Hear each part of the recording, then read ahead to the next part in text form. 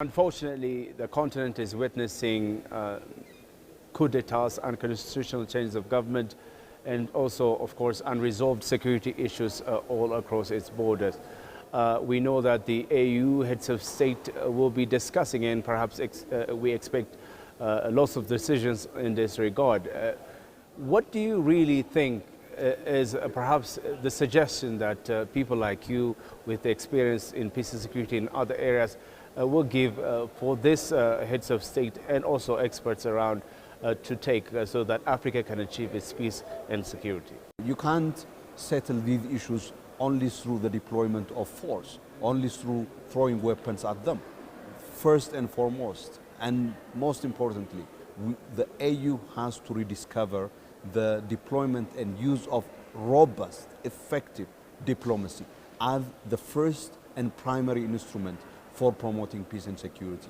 And of course, importantly, the implementation of the Agenda 2063 projects, such as, for example, the SAFTA, and the facilitation of the implementation of these projects, including through promoting, for example, industrialization, is a prerequisite for Africa to make progress and indeed to have that effective voice on the global arena as well.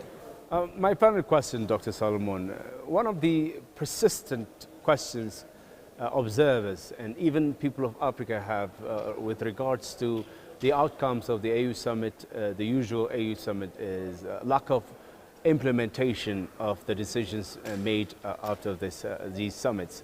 This has brought lots of problems because the continent's movement to development or achieving security has been hampered because of lack of implementation.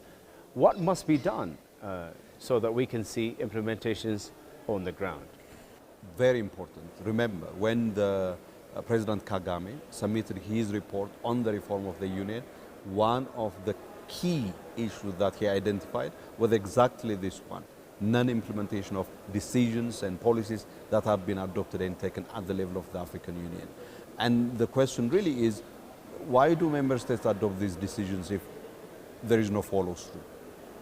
One, there is a disconnect between what is discussed and what is decided and the institutions at the national level. If you do not have a framework for national level reception and implementation process at the national level, obviously these decisions do not by themselves implement themselves.